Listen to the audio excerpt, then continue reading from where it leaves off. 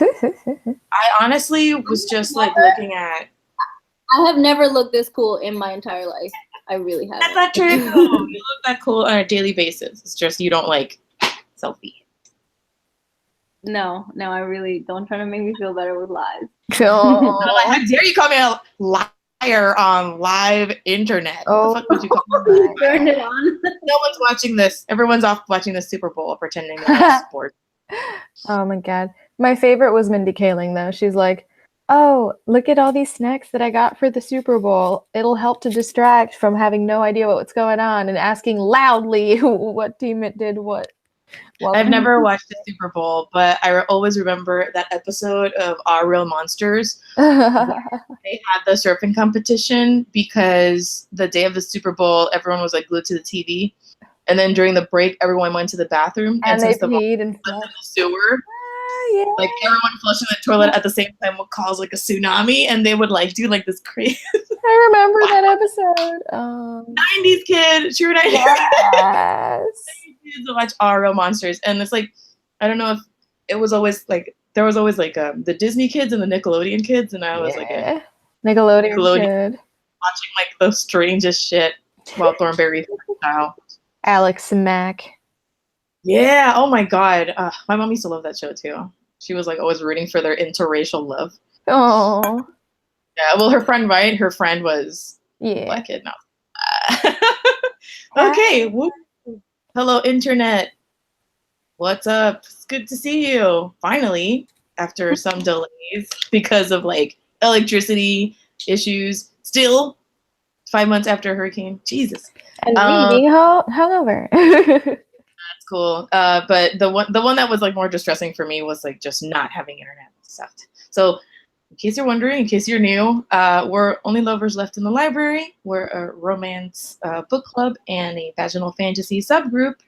And every month we get together and discuss the read. This month was not a romance read. It was cool. Huzzah! And it was Binti by Nnedi Okorafor. Andrea, you've got the book, so you show it. Yeah, I'm gonna show them all. Yeah. Book 1. Nice. Book 2. Wait. Oh, the books are so cute. Yeah, I'm trying to avoid the computer glare. And then book 3. Epic. So cool, so epic. I can't. Oh, cool. I feel really guilty because I really wanted to have the books on hand for the hangout and also to take pictures for the Instagram. Mm-hmm. So at this point, I've renewed these books like 3 times. And I'm sure there's people on the wait list at the very least for the 3rd one because it came out recently. So I apologize to all the people. We're gonna get it back. If we just had some issues, it's fine. You're gonna get it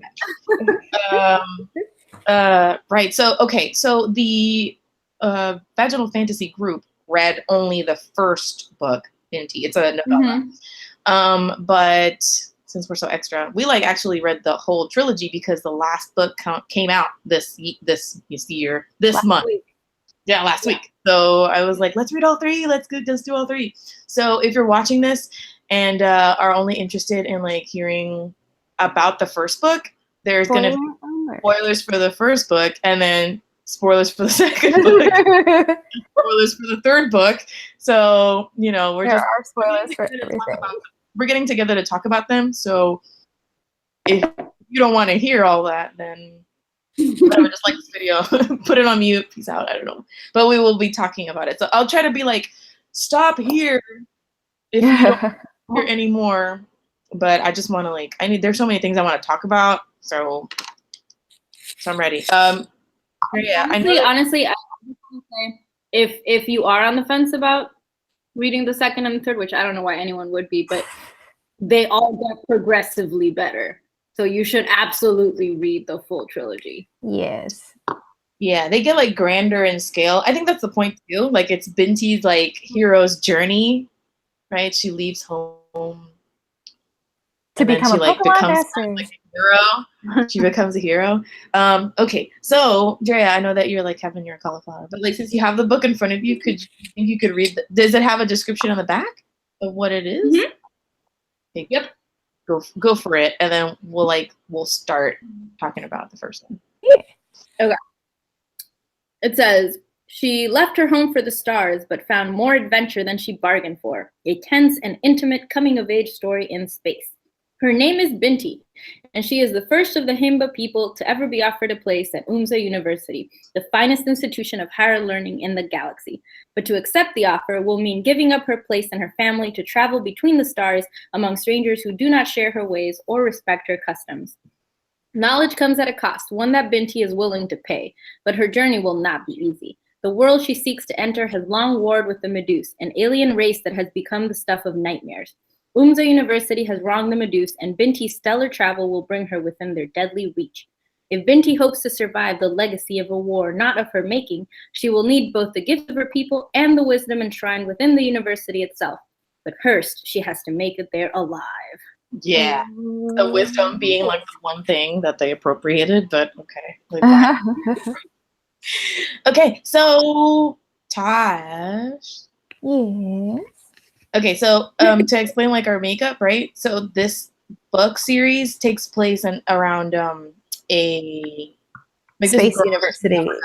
But there's also like a space university. It's like the most like the highest institution of learning and the most diverse because everybody from the galaxy, like any species of the galaxy, can be chosen and attend this like very prestigious university. So I tried to dress up like one of the many kind of like aliens that might be attending the university. I decided that my field of study was going to, because it's romance, right? So I wanted it to be sexology. That's what my field of study is at university. And I know it doesn't say axosexology, but I have the sextrology book here. So this was like, and I was trying to, I was thinking like, okay, what would it be? I don't want it to be language because screw it, I'm already a language teacher. But so yes, I am the subgroup of biology somehow. That's funny. Do you know your like what your subject of study would be at the university? Oh, caught me off guard. I feel like I look like a hipster alien with my beanie and my blue Mountain Dew cooler, my space juice. I don't know. Maybe I'd be like the anthropologist of the universe type of deal. Okay. Like I live in a very culturally diverse neighborhood, and there's a lot of cultural shit that happens all around me here. So, yeah, sure. Let's say we're the hipster anthropologists. Okay. And what about you, Andrea? What do you think your field of study would be? Or what? Oh, wait. Okay. So I decided that my alien name was the Tosh. So let's say that the way that they gather their information is like the Borg, except instead of assimilating, they just collect what the culture is about, and that's how they are historians. Fair. Yeah, nailed it. Andrea, what do you think? What is your subject of study? Like, what's your specialty? I don't know. I know the sad thing is you've asked me this already like 5 times. Well, I would just be a harmonizer. Space zoologist. I just want to be able to talk to the elephants and the coyotes. That's all I want. I can't study that because you have to be born with it, but that's what I want. Okay, well, I mean, let's say that I don't even know how to spin that. I could study animal science. That's what I'm telling you, space zoology, and you just go planet to planet, getting to know the creatures and like talking to them. Like Natu, like the UPR students. Oh my god, yeah, exactly. And like that's just okay, so super cool things about Binti that I loved. That she is Binti the person or Binti the book? Binti the person. So just from the first book, she's got to leave. She's the first person from her, I guess, tribe to was a Himba people, and she's the first person to leave that community and the first person to attend like a university like this. She's the first girl to do it as well. So she's like breaking a ton of like societal norms in order to follow her dreams, and she knows she doesn't like really belong there. So she wants to go and, you know, master or just learn more about the universe and math at this university. And she takes the she makes the clay, right, from using the sand and the dirt from the place where she lives, and she makes something called ochise or jise, and she like rubs that all over her body and her hair, and she like basically leaves home but takes part of her home with her. And so part of that is like, I thought that was really cool. I thought that was really sweet too, because Also, I feel like it's worth noting that like nobody supported her. Literally not a single person supported her, but she wanted it anyways. yeah, she kind of ran. I don't know if she ran away, but I would say yeah, right? I would say she ran away. She didn't tell anybody that she was going to this school, and she knew that if she said she wanted to do it, they would stop her. So that's why they yell at her at one point, and they're like, "You left like a thief in the night." Like she snuck out and didn't say anything to anybody. So she But leaves. she tried to do it the right way, but every time she brought it up, everyone was like, if you do this, you turn your back on your people. Blah. You know, it's like, Okay, but that's like Binti home. I'm like trying to say, I'm just trying to stay like Binti one. no, right? But no, like in the first book, she says like she told her friend about it, she told her parents about it, and everyone said, no, you absolutely can't do that. yeah. Like in the book. Okay, so she leaves like a thief in the night, true story, and she gets on the ship where, like, on the way there, we meet this group of, or we hear a lot about this other group of people called the Koosh. A lot of words that I'm not sure if I'm pronouncing them correctly. I was pronouncing it Koosh. Same, Koosh. But it kind of also reminded me of like Koosh balls, like Nerf balls or something, and it just felt silly. So this is kind of like the dominating group of people on Earth, and they are privileged. The privileged people. They're like jerks. They're call it what it is. The colonizers. I don't know what to call them, but the far right rich majority. Yeah, and so they are not like too happy with her being on the ship or on the port to go to the ship, and when she's on the ship is when stuff really starts to happen. You know, it's a novella, so it's very short. This is like like you sit down and you read this in like one sitting. I read it in like under an hour, and so that's when the stuff really happens. So, what did you guys think of the plot of the story? Like, what happens to Binti like on the ship? Only in the first book. Only in the first book, right? Mm-hmm. Am I going first? Yes. Good. I'm trying to remember how the first book ends because I read them so. Well, let me check. Okay. It ends with. It ends with her she discovers the Okuoko, and then she goes to the forest and she goes into the woods and she makes her own to the school. Like she makes it to the school. Yeah, but the last part of the book is actually when Oku convinces her to reach out to her family. And so the book ends with her like using her ability to like call them, but we don't know. Gotcha. You know. Cool. But yeah. Well, I really like this book. I definitely liked each progressive book better. So if I had to, I'd say this was the book I liked the least, not because it wasn't good, but it just kept getting better and better. I thought it was a really simple story. Like it was literally just girl leaves home to pursue her dreams, bad shit happens and she deals with it. It was very short. I think what I most liked about it and what immediately like captured me was the fact that it just felt like I was reading something so different. Like the whole math magic thing was like, I didn't understand it at all because I don't know anything about math, but it was just so beautiful and so different from anything else I'd ever read.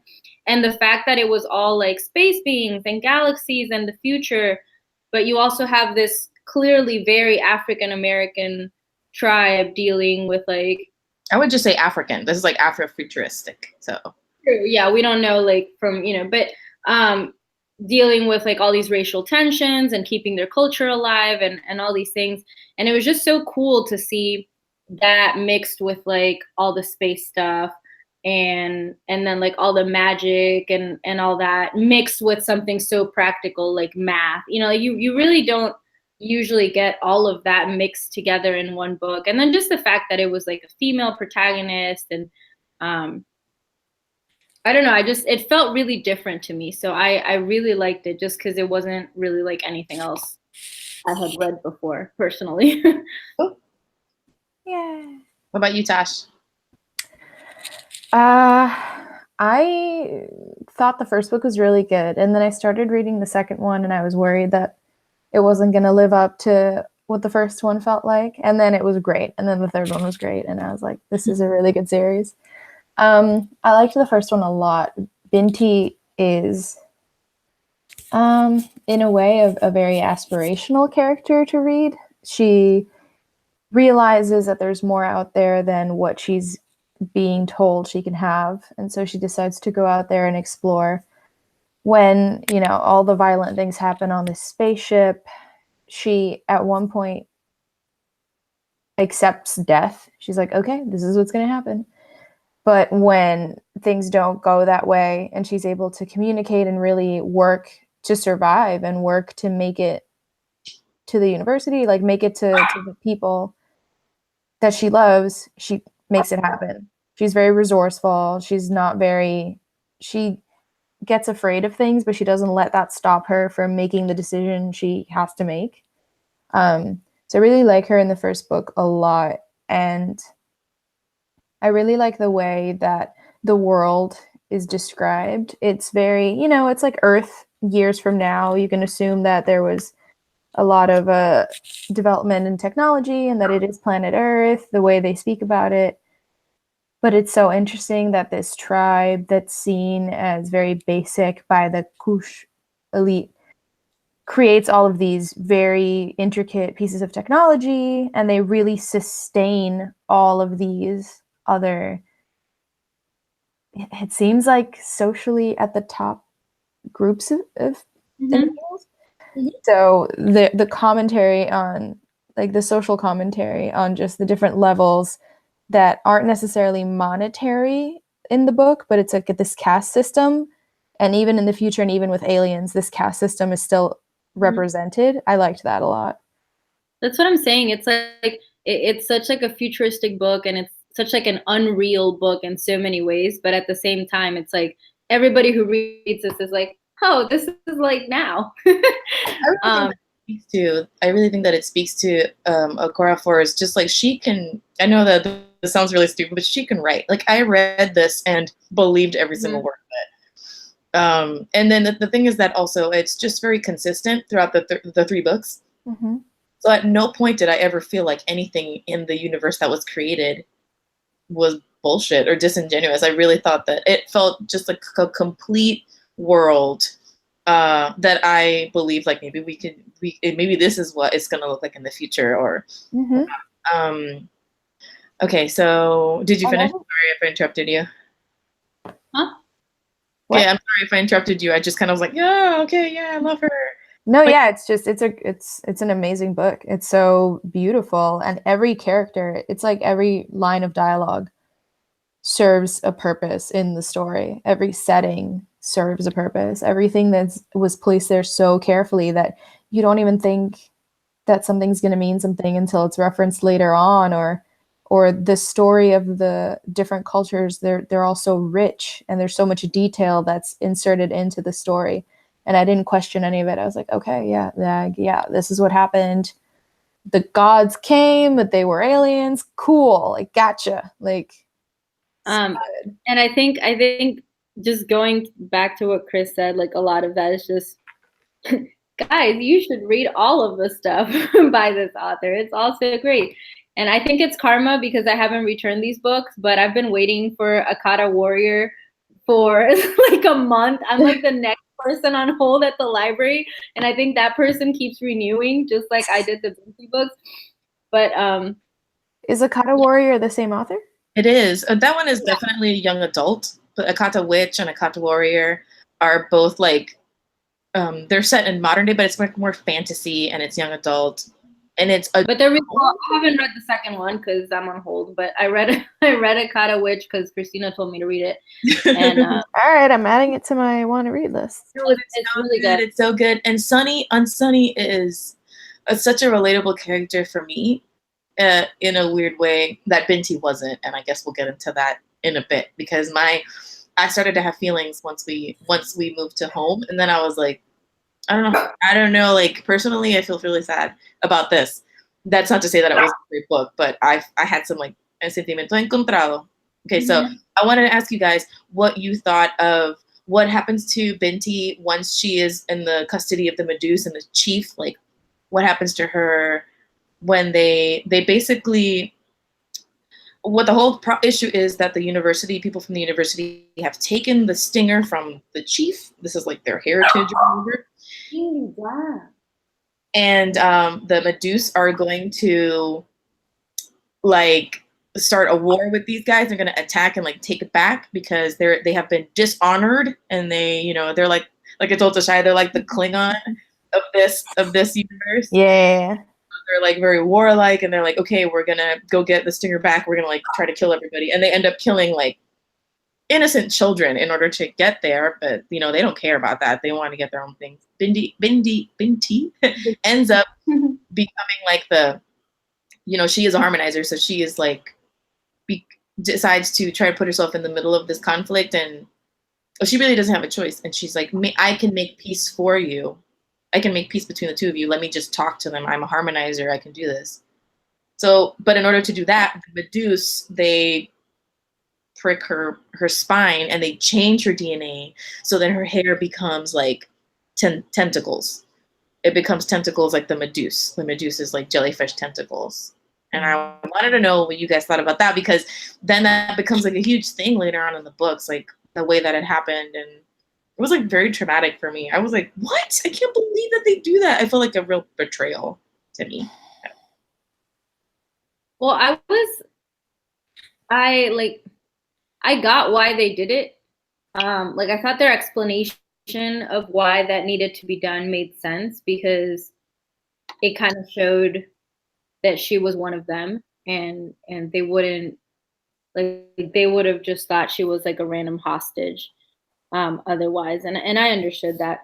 I was more so just curious as to, and that's, I guess, something that they never really explained, but like I didn't know if they could just do that to anyone. You know what I mean? Like, oh, I'm just gonna impart my DNA on whatever being I feel like, or if it was something about her specifically, because she has this little device that she found in the sand. And the whole reason she's not dead is because when they try to kill everyone on the ship, this little device that she has that she doesn't understand, it kind of repels them. And then she's able to use it to like keep alive. And so I didn't know if maybe something about that gave or allowed that connection to happen, or if it was just something about her culture, something about the fact that she already had locks and they kind of look like tentacles anyways. Like I was just really curious about, you know what I mean? Like, can they just touch anyone and turn them into them, or was it a very Binti specific thing? But I do think that that's what kind of led to a lot of other things happening in the book. I think it ended up being a positive thing for her, because I think it opened up more, not necessarily like doors to opportunity, but like more doors to knowledge, if that makes sense. Like she was more open to things and able to let things happen to her because of that. So I liked it, but yeah, I didn't really understand just that fact of it. I didn't know if it was just a her thing or they just have this power. Right. Anything to add, Taj? When I read that part, it made me kind of uncomfortable. Not Not because it was like, oh my god, I can't believe they would do that. Because they're a race of alien, like, tentacle people. Like, I don't know what their personalities are like, and it makes sense that they would do something to have some sort of safety net or insurance. Like, oh, she's definitely doing this because we're cooperating, not because we're like holding a bomb to her head or anything. But it also kind of felt like branding. Like they marked her in a way that she's never going to be fully human again. She's never going to be able to sort of walk anywhere without everyone knowing that she is connected to the jellyfish people. Is that The what they look like? Medusa, I think. The Medusa. They looked like jellyfish when I was picturing them.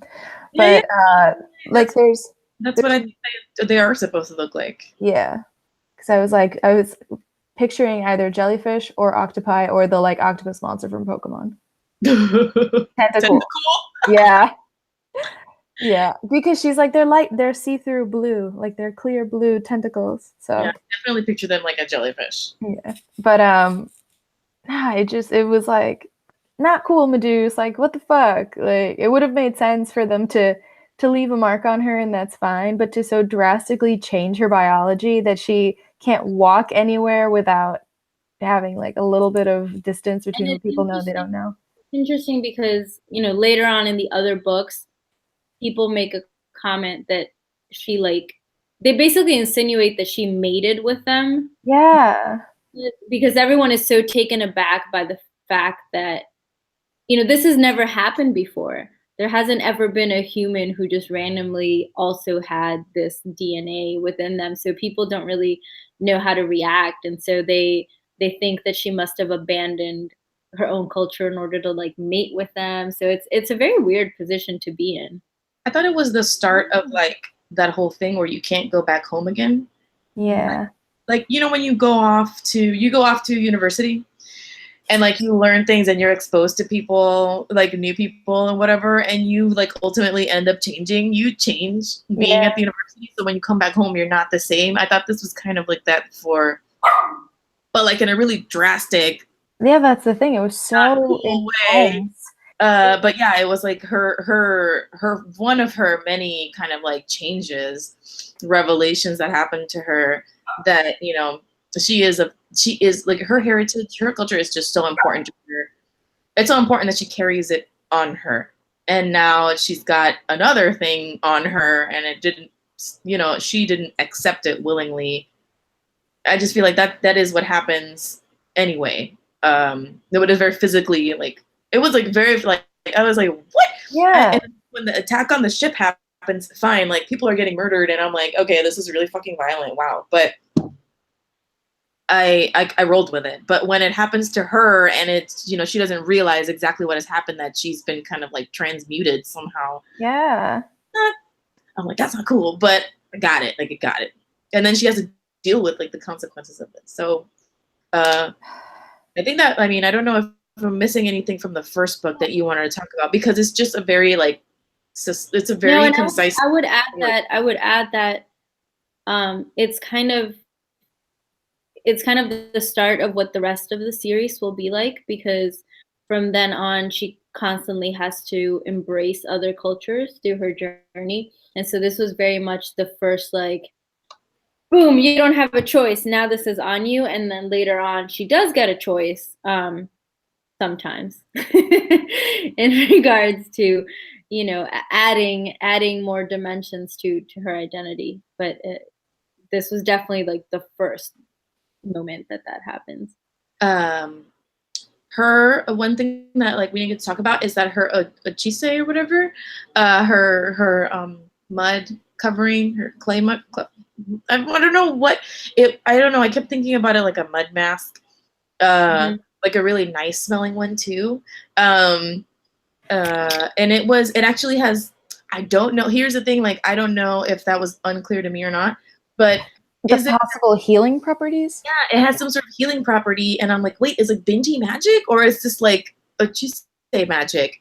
Because she's able to heal Okwu and the other Medusa by slathering this on their injured tentacle. And they are able to heal. So when she makes the new one, she puts it on Oku's like one of his busted tentacles, and it ends up like healing it as well. And I wasn't sure if that was just magic or. But I think it's worth it to note that like she can't heal herself with it. Like her people don't use it as a healing thing. It just happens to have that specific effect on the Medusa. Mm-hmm. And I don't know if it's just that's just the way life works. Like this, there's this, maybe it's like a certain like chemical reaction or what it is, you know what I mean? Like, cause I don't think it just goes around healing anyone and everyone. Yeah, I agree. I agree with Andrea. I think it's more like a biologic response between the like chemicals of the the Medusa? No, the actual clay. The Ojise? I did not pronounce anything the way that you guys pronounce. I'm like, Octise? Well, the clay, I feel like the chemicals within the clay are reacting on the Medusa in a way that probably anyone's would react the same way. But because Binti is the only Imba that they know, they wouldn't hurt her because of what the clay was doing. So I think that if anyone else of the tribe had been there, it might have had the same reaction on their skin. Maybe. I don't know. I want to think of magic. It seemed like very spiritual, like a very spiritual component. Yeah. But I think Binti's skill lay in like treeing and the math magic. I think it's more the clay seemed magical because it meant so much to her. Okay, thanks for reminding me. Okay, so I'm not done. I have questions. What do you picture an astrolabe as? Because Binti and her dad make these. And a Nintendo DS. And also, I didn't know how to pronounce it. I was like, is it astrolabe? Astrolab? It has an E at the end. So yeah, I said astrolabe. I kind of pictured it as like a DS, Nintendo DS type thing with like a keyboard maybe. Like it seemed like it had to be, I don't know, I kind of saw it as like this size kind of thing. So I didn't really see it as a phone. Like in my head, I saw it like kind of bulkier, and because it seemed like it's so difficult to make, and like they use all these materials, and you have to be so skilled that I figured it had to be kind of like a bigger kind of thing. But to be perfectly honest, I don't know that I was ever like completely clear on what they did. I mean, they could call people with it, and it was also like their GPS, and then it carried like their identity, all like their history, like anything that had ever happened to them or whatever was in there. But so I don't know. I guess it would just be like a little mini portable computer, but like more advanced. Like I don't know. I was never quite that hard. What about you, Tosh? What did you pick? Did you picture anything at all? Because I pictured like an earpiece, like a earpiece that maybe had like something that you looked through. So like you would look through the thing and that's how you would access the information. But I feel like Andrea said, it seems like such a device type thing that maybe it has part that you take off and like work through. Yeah, I think I pictured almost like a combo. The old school like handheld like those phones that you flip up. Yeah, that's how I pictured it too, because it needed a keyboard. So I was thinking, but I'm okay with there not being an actual description of what this is. But I was really curious like how you guys pictured this, because I know that I was like, am I picturing the right thing here? Like I feel like there's no wrong answer here, but I still was like, I know that we're all thinking like different things. They also just sound so weird because you can use like rocks and different metals and like all sorts of different materials to make the astrolabes. I'm like, what? But then you like have it for life kind of thing. Like if it's well made, make the best. My green hair. Releasing the Okuoko. Yeah. I'm fixing my hat because my hair hurts, but I realized it matches my lipstick almost. Okay, one last thing, and then we can totally go to home. I'm sorry, guys. I just like so many questions. Okay, one thing is how do you picture astrolabes or whatever, and then the other thing is how do you picture either what's your interpretation of harmonizing or treeing? Like, what do you picture those things as? I can tell you right now that I pictured treeing. I mean, I know it's more magnificent and beautiful than what I'm picturing, but every time she said she started to tree and went on the trance, I pictured the gif of the lady with like the little math symbols going around her, or like the guy from the Hangover where he's just like, and he's doing like all the math and the math is appearing in the air. I'm like, oh, okay. But I'm sure it doesn't look that stupid. That's just like my toddler brain trying to like make this into a thing I can like visualize. I just pictured her a beautiful minding it and just like, except instead of actually drawing on a thing, she's doing the same face, just like, that's so Raven. To be perfectly honest, I didn't even like try to imagine it because I have such an aversion to numbers in general that I just could not understand. I didn't even understand what she meant by like picturing an equation and then like focusing it and then dividing it. And I was like, what is this? I can't. So I didn't even try. As for the harmonizing, that was like more interesting to me because it seemed like, especially as you went through the rest of the books, there were different kinds of harmonizers. And there were also different skill levels. Like you could be a like a kind of harmonizer, and then you could be like a super skilled harmonizer. That was Binti, but she was master harmonizer. Right. And but what does that mean? Like, what is that? I don't even, you know, the funny thing is, like, even after reading the final book where there's like a demonstration of something that might be called harmonizing, there's more than one demonstration really. I still don't really like, you cause contentment, peace. Like I don't bring a balance, right? But then like when Mwenyi is doing it, it's like he's translating. So I thought it was kind of like this like bringing of understanding, right? Yeah. Whether it's through two people, the two parties, or whatever, like basically bringing harmony. Fuck. Or bringing us some sort of understanding to like things that are not, you know, just meshing. Like my brain right now is just not meshing with breaking. Someone get her a harmonizer. Quick. And they're definitely like, she meets a character in the second book, and he's in the third book too, and she mentions a couple of times how beautiful it is to interact with someone else who is also a harmonizer, which I thought was really interesting, like that they can like feed off of each other's vibes. It seemed really cool. It's just, I guess what I couldn't understand is like, if there were so many people out there who had this gift and who were able to, you know, bring this understanding, then I didn't really understand why there were still so many like power struggles and wars. And because you would think if people are harmonizing all over the place, then the world would be harmonious. But you know what I mean? Like, what are all these harmonizers doing? Like, clearly they're not getting shot.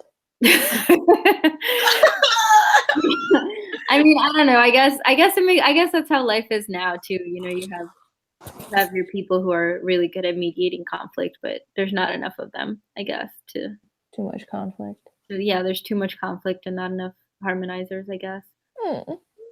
I think it was one of those things that wasn't really explained in super detail, but I like that because I started out the first book, like not having any idea what harmonizing meant, and then by the time the third book came to a close, I felt like I had developed my own kind of understanding-ish of what it was. And like, I enjoyed that journey. I enjoyed like all my questions from the first book as to like her culture and her abilities. I thought if they didn't all get answered, they definitely got explored more thoroughly as we went through the books. So I liked that. I liked kind of slowly learning more. I would have kept reading, to be honest. I was like, tell me more about, you know, tree roots and desert people. And like, Oh God, it's like what you said, Kris. Like all the cultures were all described so interestingly. Like I really just wanted to keep reading about all the different cultures in this book and like what each culture held valuable and what powers they all had, and they weren't all like magic powers. Just like I don't know, it was really cool. I really enjoyed it. So at the end of Binti, Binti stays at the university, but Okwu stays with her, the other Meduse, and they stay as a kind of like not an ambassador, but as a representative of the Meduse. Like you win. And It was like an act of goodwill. They were like, to show you that we mean no harm, you can come study with us. yeah, and so he, I think, well, they accepted and became another student at UMSA, and then studying weapons.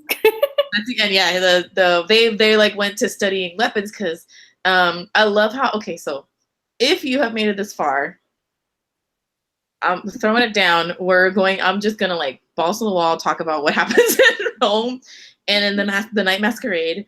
Because, Home is the second book. Night Masquerade is the third. So if you are right here, stop for further spoilers. Don't do it. This is your warning. Pause. Come back later. Sorry, I lost myself. Okay.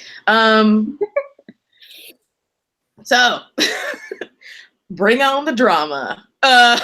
Binti is at the university and she doesn't feel like herself in home, right? And she decides that she needs to go home in order to like set herself straight. Like she has PTSD from the attack on the ship from the Meduse killing all of her new friends. And she's dealing with that, and she's dealing with anger that she didn't have before. And she goes back home with Okwu, the Meduse companion, and she goes like, it's so dramatic. I was so into this book. Like I read the first book with a detached kind of like, I was like 100% invested in what happened in home. I thought what was interesting is like it went exactly the way you would expect something like that to go. Like people were like, oh sure, like we'll accept this ambassador of peace and like we'll put the war to rest. And then the moment he lands, they're like that was bullshit. But like that's exactly what he's clearly carrying a weapon. Transparent. What the stinger is part of his body. They're his tentacles. I just thought it was so because it's like, yes, that's exactly what would happen. Yeah. Okay, so here's my deal though.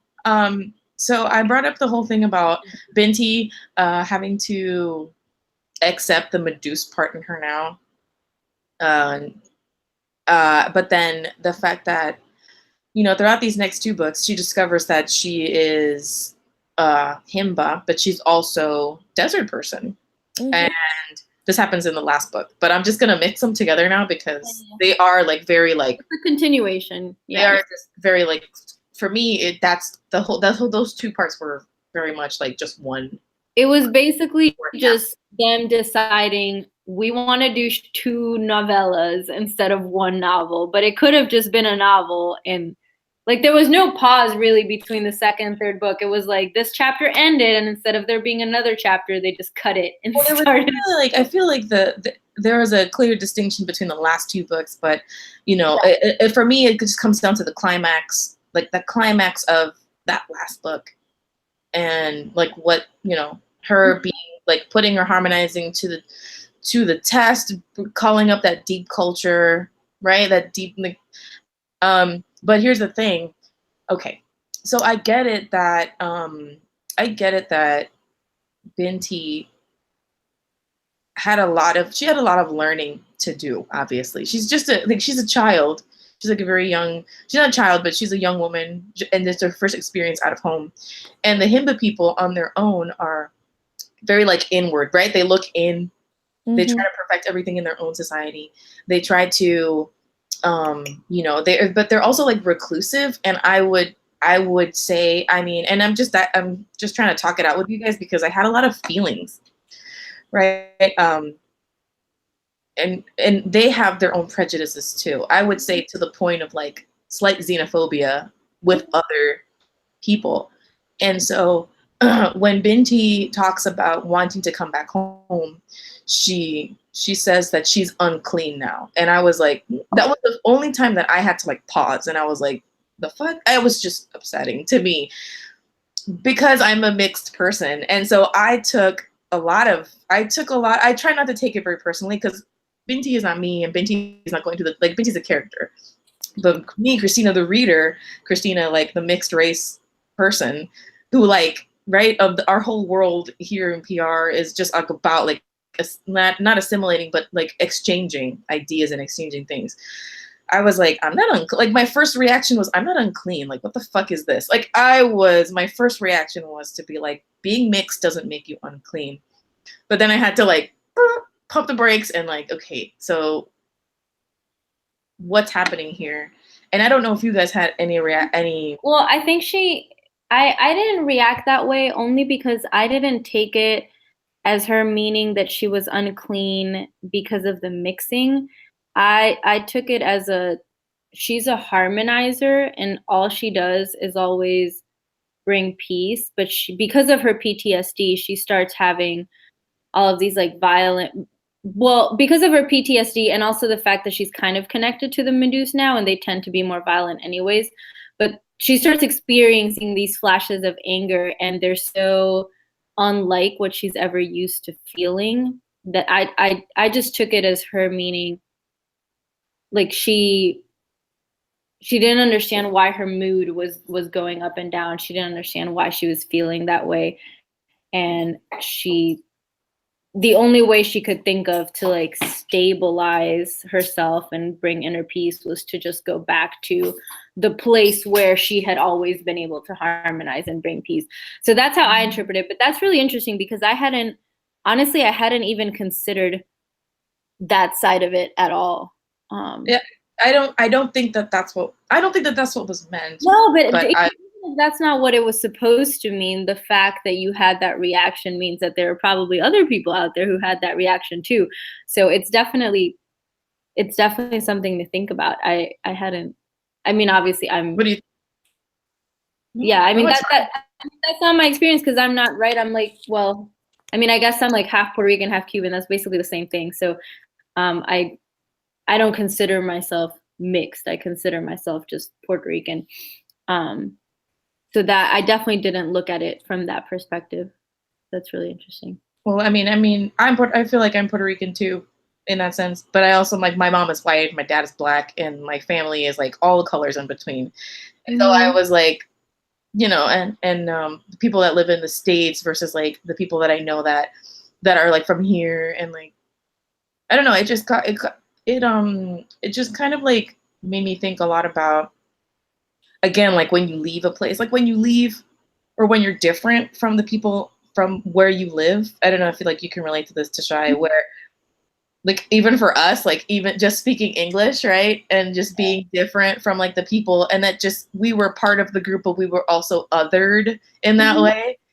And I am always like, that's not the case. Like where we are just as Puerto Rican as you are, just because like we speak English, it doesn't make any difference. And I was like, just because, again, Binti's learning this, but I'm trying to like call to her and be like, yo, that's fine. Like you can, I think back to like the fact that it happened against her will. And then I kind of like tend to be more flexible, but my knee jerk reaction was just to be like, being mixed is not trash. Grumble, grumble, grumble.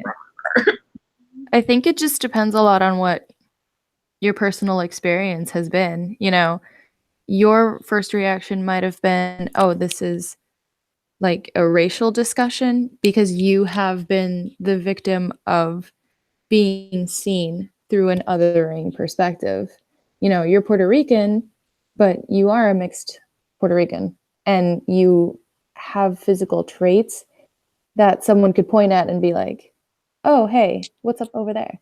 So I feel like you, through your personal experience, have felt that gaze, which is why it might ring familiar when Binti starts talking and saying the same kind of things that you've heard, that it starts making you feel uncomfortable. I didn't see it like a racial thing so much as I saw it as a cultural thing. because my experience has been I've been judged by people because I don't represent my culture in a specific way. So when Binti's saying I'm unclean, I aligned it with, oh, I don't behave the way that my people have always behaved. I don't talk the way that my people have always spoken. I'm broken because of this, as opposed to I am now a combination of all these other things. And, you, Andrea, and I, we're all Puerto Rican. This means that we are all a combination of all of our ancestors, and we all have had all these different experiences. It's easy to interpret the things that Binti says from whichever perspective you're coming from. So, and that's really interesting if you think about, so like Christina saw it as like a racial thing, and then you saw it as a cultural thing, and I saw it as like a mental health thing. And exactly. And yeah. like they're all like really valid interpretations of like what's going on. Really I guess it was because, she is like a genetically altered person. I took it as you're no longer clean because you've had contact with this other. And I just, it was like, it made me pause. It gave me a lot of pause. And I was like, what is this? What is this saying?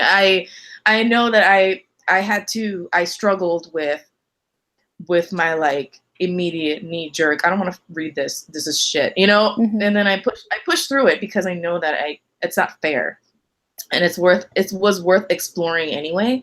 So I'm glad that I did, and I don't feel the same way. But I wanted to bring it up because it's definitely like. It was definitely a thing that it pervaded the rest of the books, especially in the last book, or at the end of the last book when she finds out that she's actually half desert person and not just like straight up himba. And I'm like, hey, I also had that reaction again, like very just like immature, but also just being like, meh. No one's that was like when people do the ancestry.com. Yeah, I'm like, why are these himba people trying to be all like pure race, but in their own, like, I just was, man, it took me a lot of untangling. Wow. I was really mad at her father because I understood, okay, fine, like everybody has their prejudices, and like, we see it, like, even, it's like how I tell people, it's like even in Puerto Rico, like, Puerto Rican people are prejudiced towards, other cultures and ethnicities and stuff that are on the island that are not Puerto Rican. Colorism is everywhere. Yeah, I got the whole like their culture views this other culture, whatever. But I was really mad at her dad. So like, spoiler alert, right? Like she gets it from her dad. He's the one who's like desert people, and it made me really angry that when I found that out, it made me really angry that her dad had not just kept it from her, but encouraged her to have that same prejudice, like modeled that kind of like racial talk for her when he knew that that's everything he was saying about them was a lie. Like he knew firsthand exactly how they were because he was one of them and his mother was one of them and still lived there, and he talked with his mother. You know what I mean? It's like, like that it wasn't just that he rejected it, but he actively tried to make his daughter reject it too and never know that that was a part of her history. And that made me really bad. Like it really upset me. I don't know. It surprised me. That didn't surprise me because a lot of people have that kind of like self. I know, but it just bothered me. I saw a video earlier today about and it was on my Facebook feed, and it's like, oh, are you really thirsty today? I keep getting water. Go for it. But I was watching this video about like, are you really a Latino if you don't speak Spanish? Sorry.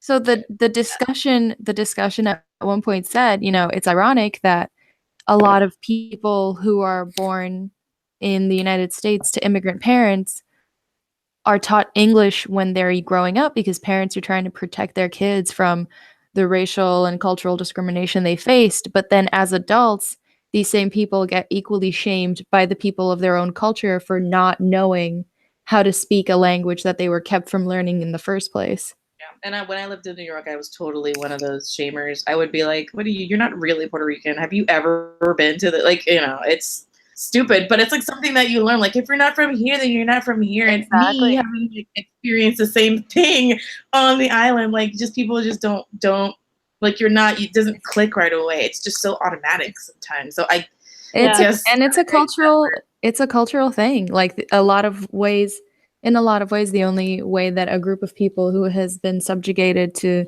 really just bad experiences and has had a lot of issues, a lot of times they will find someone that they can say, but I'm better than you. And that expresses itself in every socioeconomic group in every part of the world and every culture. Everywhere that there's a collection of people, it's almost an instinct to try to find a way to separate yourself from someone else and say, but I'm better than you. I find I have that conversation with a lot of people here, like a lot of the Latinos that I encounter here either don't speak very good Spanish or they can orally speak it, but they can't really read it and write it because they grew up speaking it with their families, but that was about it. And I always feel like they're always trying to put me on this pedestal, like, oh my gosh, like you're written Spanish, you're reading, like it's just all so like amazing. And and I tell them I'm like, the only reason I know how to do that is because I actually did kindergarten to 12th grade in Spanish. If I hadn't, you know what I mean? It's not people see it as like, oh, you must be like a better Latina because you can do those things. And it really is just completely a matter of circumstance. Like I happen to be in a place where I grew up reading and writing Spanish, but I could have just as easily grown up in a place where I personally think about it a lot because, I assume I will stay in the States, which means if I have kids, they will grow up here. And I think about that a lot, like how to preserve my language, because if they go to school here, they're not going to, unless I find like a dual immersion bilingual school to put them in, you know what I mean? Like they're not going to get that the same experience.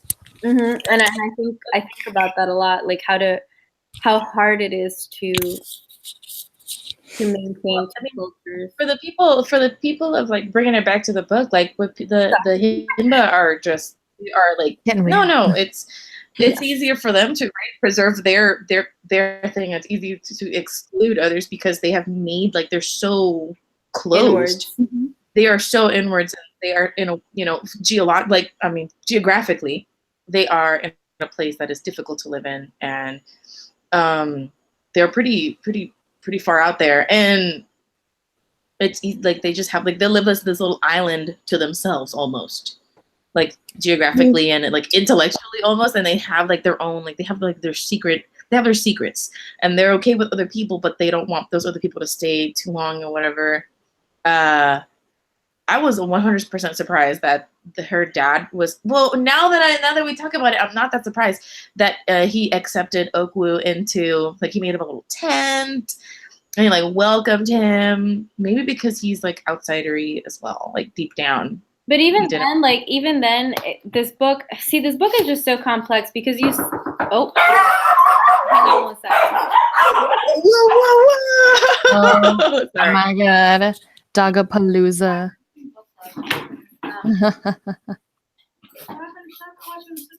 He's in the room. Sorry, my child is home. Well, we're loud, so I'm going to go in my room. Oh God. Are you gonna go in your room? Yeah. Look away from the screen, Tash. I'm just clicking on you, Christina. My Tia? It is your Tia. Oh, bums. Hi. Freaking bum. She has alien makeup on, that's why. It's cool. And this is Tashay. This is my other best friend. Hi. Look at her eyebrows. Fleeky. Anyway. Qué linda la nena. No, what I was saying is that it's so interesting that like we have all these moments of them accepting other cultures, but then in the third book, when Binti has to, think about the fact that her future lineage might have all these like crazy mixes of culture, she like freaks out. Lost her shit. So even at that point where she's been so accepting of like all these other things, like the fact of actually creating more people like her, like Okay, Mom's, I'll be right back. yeah, she freaks out. Do you have your key? I mean, I'm gonna be here. It's okay. You don't have to take it. Why are you jumping on me? Because they missed you.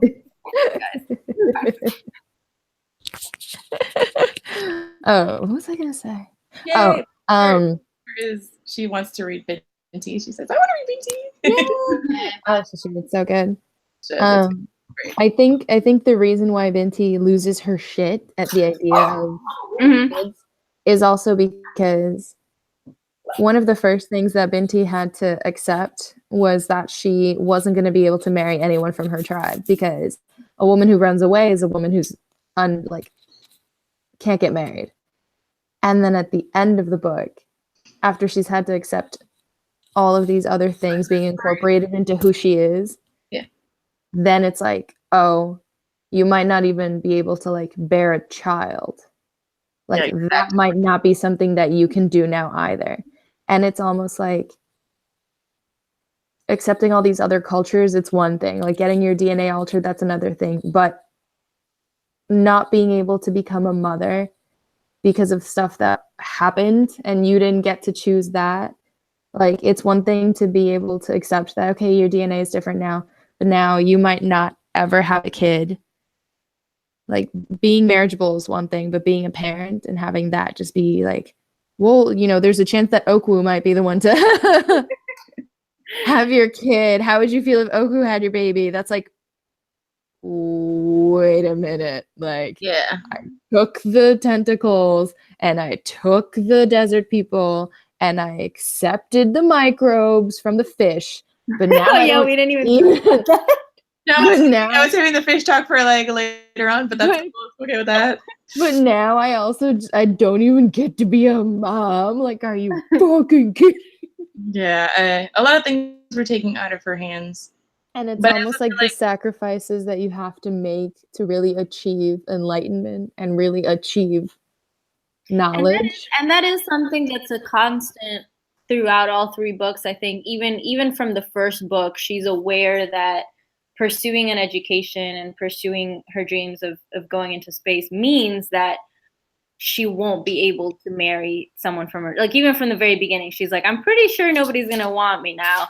And then in the second book, she's like, definitely sure nobody's gonna want me now. And then third book, she's like, I can't even reproduce now. Like, it's just, it's like, I was fine being single, but now my astrolabe is broken. My history of my identity is gone. And I can't have a fucking kid to try to carry forward.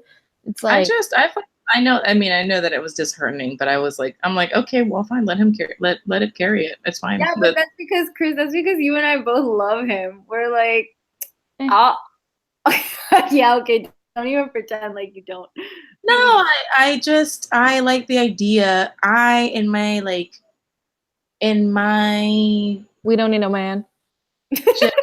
Yeah, I'm just kind of like, she can have like a fast and loose thing with me, whatever.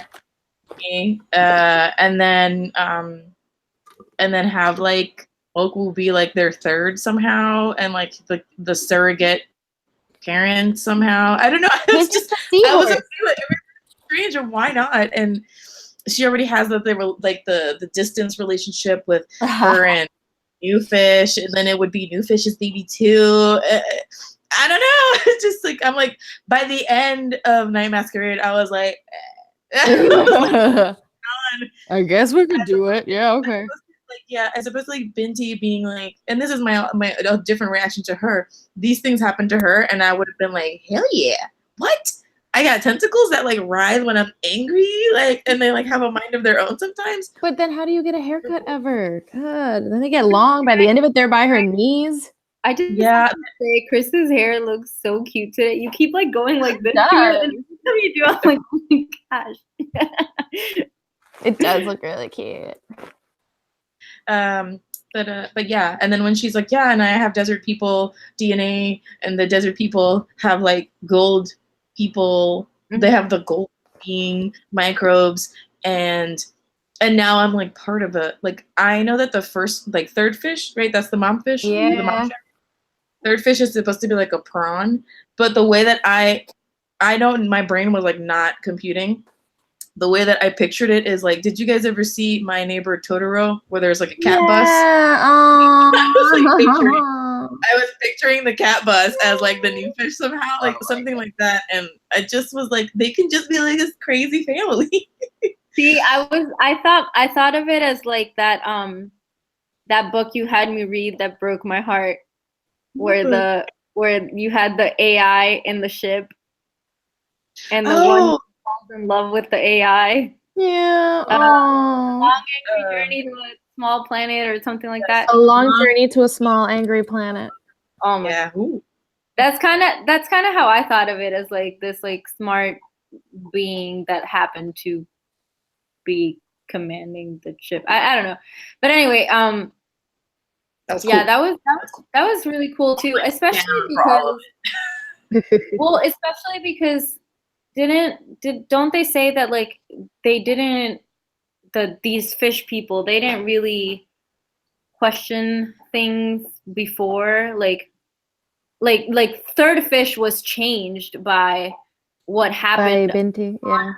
Like she was changed by this war thing too, and then because of that her baby was changed, and you know, because of that, then now the baby and Binti have this new thing. Like it was all kind of like a sequence of events. Like if third fish hadn't had that massacre and crazy stuff happen on her, like, you know what I mean, she probably would have just continued her normal fish ship ways. Yeah, I thought that was cute. Anyway, Yeah. I don't know about you, Andrea, but like, because I'm reading Akata Witch and a Warrior, or I read it because I'm familiar with that. As soon as I heard about the Night Masquerade, I knew that it was bullshit immediately, because in those books, a masquerade is like something that is pretending to be something else, or something that is kind of like, I don't know how to explain it. It's camouflaged or hiding in a different form. So when the Night Masquerade comes out, I was like, you're not real. Yeah, I was like, this isn't real. I was like, what is this? This isn't what? And the only reason that I might have considered it is because I thought that the soil might be magic. And so I was like, okay, whoa. And then immediately I was like, well, okay, whatever. This is kind of like a weird village, like The Village, like M. Night Shyamalan's Village type deal, where they have like this person in a suit. And I thought that was cool, but I also thought it was some fucking nonsense how they wanted to they were like, yeah, let her do the peacekeeping and like let her sacrifice herself for this. I thought that was some bullshit, because it shouldn't be just one kid's responsibility to right all the wrongs of the galaxy. Yeah. It pissed me off, and I was like proud of her, and like I was like, yeah, man, fuck yeah. But I was also like, of course, a woman would have to come and fix this fucking mess that no one even knows how they got started. I was just like not having it. I was like, okay, fuck this shit. When they were like gonna sacrifice her, and her friend is like, yeah, I'm gonna go save her. Fuck you, bro. Like, so angry. There were certain parts where I was upset, but I was still really pleased with the story. Like, I mean, obviously people were doing things that weren't great, so I was reacting to that. But hang on, I need to take this call. Give me a second. Okay. So, how did you feel about how it ended, Tash? Like the story. I liked it. I liked how it ended. I thought that it gave Binti, like, I wouldn't say a mission, but she has so much to do now. Like, she is a loud talker. Pero I felt like it gave her purpose. Like, she was looking for purpose throughout this whole book, and she was looking for meaning to who she was and why she was chosen to do all these things. And at the end, it's like, oh, you know, you're the only person who's been this literal physical manifestation of harmony between all these people and all these cultures. Like, who knows how many more things she will become, like how many more things she will become a literal like conduit for assimilation. So I thought it was good. I also like that she hooked up with someone. There was like hint of romance there. Yeah, that last That I little did bit. not expect. Like I thought it was cute. The way it was done was very like sprinkle, sprinkle. And they don't hype it up too much. Like she and him reconnect and like, okay. Yeah, and then it's like it took a fade to black. I was like,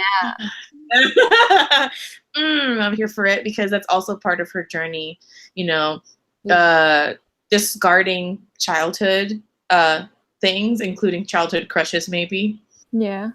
and like opening yourself up to like new experiences, new people. And I was like, yes, I was here for it. It's cute. I like it. It also didn't seem like it was very like a very traditional kind of like just felt very not very casual.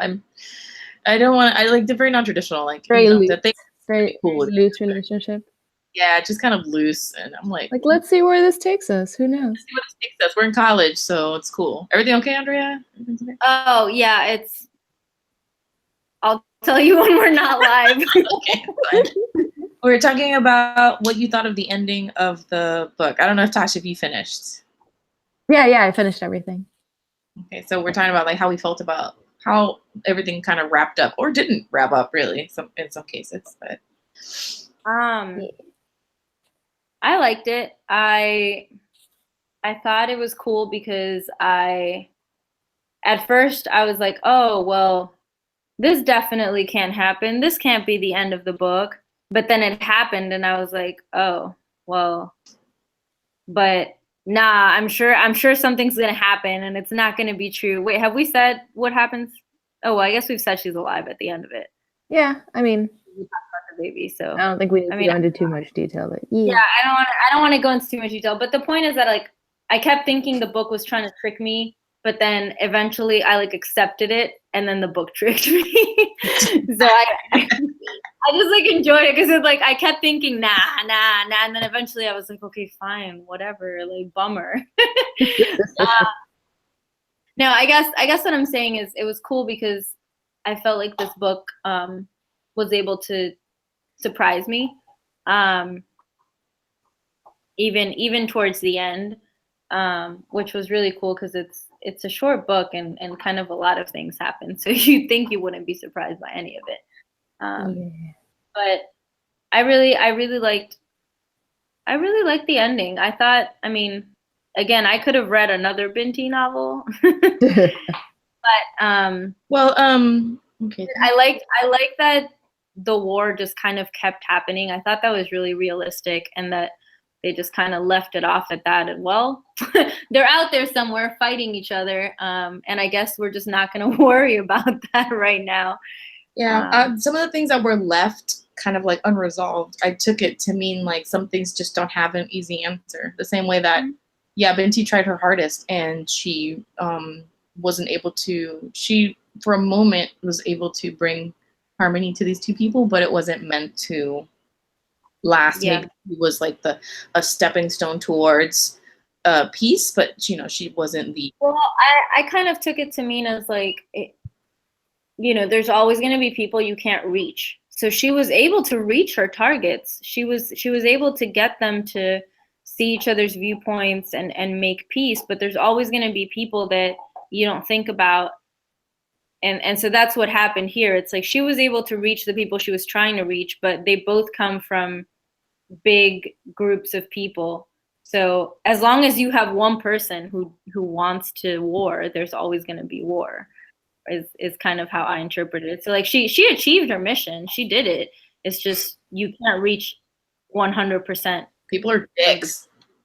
Yeah, people are dicks. People are dicks. Siempre hay uno, right? Siempre hay una papapolería. There's always like the 1%. The one dick. The one dick.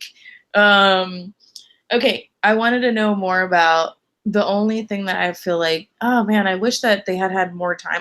The story's going to center around Binti. I'm fine with that.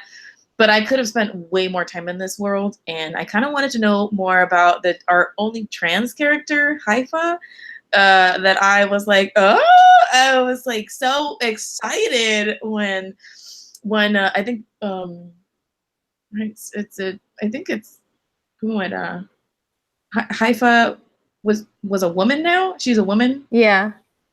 So she's very athletic, super cool, super strong, and she's like friends with Binti, and she's like really just out there. I thought that was cool. I thought she was really cool, and I wish there was more of her. But I get it why there couldn't be, but more Haifa. That's if I would change anything, I would be like more Haifa. Yeah. of this character because it was nice to see her included. And it's cool. And then I know that there's a lot of exploration on the Medusa, but I could have spent more time with Oku too. I could have spent more time with him. Right? Because she, you know, I think in her mind she calls him, but it's kind of genderless. It's kind of like I thought it was just like a they them situation. Yeah. Yeah, I really wish we could have seen more like from Oku's point of view, because I feel like she interprets a lot of Oku's actions as being like this or that, like, oh, like we're friends because Oku did this, or, you know, but like I really would have liked to see like how Oku viewed her. Like, was it a you are my platonic love and I adore you? Was it more of a, I mean, I guess you're okay for a human and I kind of don't want to see you dead, kind of, you know what I mean? Like it really could have been anywhere in between those two. Like, I just really wanted to know like what the, how Oku What really, do you mean? yeah. I think that their friendship, I was happy with it the way that it is, but it would have been cool. Absolutely. It would have been cool to see it, you know, from the other side. But I definitely thought it was really cool how they were just kind of, they met each other where they were at, kind of. You just want a jellyfish boyfriend. That's what you want. Yeah. I wonder if the author ever tried to write something from Oku's perspective, if it would have to be like this hive mind story, and it would be really hard to write because you have to take into account this hive mind and all the thoughts that he must send and receive at all times. Mm-hmm. like the robot girlfriend in Her, just like having all these conversations at the same time and being like, oh, Binti, I love you, you know, we're chill. And then on the home planet, all the other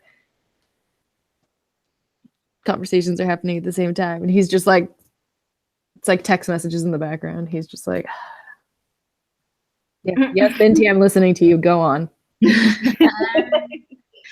Well, guys, if you want to like read more super interesting stuff, I have some like suggestions that you can check out. Not necessarily like straight up sci-fi, but a lot of I'm not gonna say that I read a ton of Afrofuturistic stories, but it's some of my favorite stuff to read. Like, and it has become like some of the best stuff that I've ever read. So you guys can, at least from what I've read, anything else by Nnedi Okorafor is great. Like, if you guys want to like, Tashay, if you want to check out the Akata Witch series, that's already. Sunny is an albino Igbo, right? I think they're like Igbo. She's from Nigeria too, and you know, but the child is coming back in. Hey, call your grandma. She called me 2 times.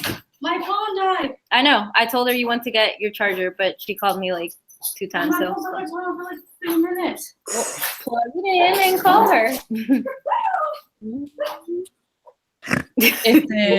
Okay, aside from her, other things that I've read, Nalo Hopkinson. I've read Sister, I think it's Sister Mine, and I've read another one of her books.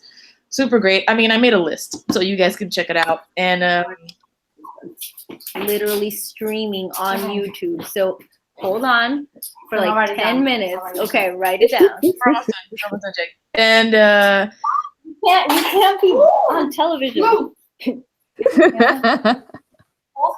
my gosh. Continue. I'll send you the list. No, say the books. I want to know. I already read the Akata one, but what else were you saying? Check out Lagos. That's really good too. That's from Okorafor. Nora Jemisin. I love her fantasy series. All of them. The Dream Blood is okay. It's like a duology, but her best work I feel is the most recent one is the one I forget the name of it. The Broken Earth trilogy. Oh, it's the 5th season, the Obelisk Gate, and the Stone Sky. It was just so good. I cannot recommend that series enough. It's great. So those are my 3 ladies. Some of my favorite authors. So Okorafor, Nalo Hopkinson, and Nora Jemisin. If you want to like dive deep into like this genre, check them out. Yeah. All right, let's say goodbye. So there are no more children on this feed. Protector. Thanks for reading all 3 books. You didn't need to do that, but thanks. They were great. It really was. We already talked about what we're gonna read next, and I think the next one is also just pretty tame. Oh yeah, I haven't looked at the ones you sent yet. All right, so check it out. I think one is called Air Awakens. Mm-hmm. That's cool. I don't know what it's about, but we can read the summary later because this has gone on pretty long. Yeah, this is a long video. Whatever, man. We like talked about 3 books. I know. Just gotta give warnings. Be like, hey. This is a little long, but also if you love us, you'll stick with it because we're so insightful, aren't we? We spoke about space and aliens and race. Better than any Super Bowl you're gonna watch. Yeah. All right. Well, so that's it. I guess I'll see you guys on the internet. Like my favorite podcast. Goodbye, internet. Take care. Goodbye, Vaginal Fantasy. New year, new us. Here we go.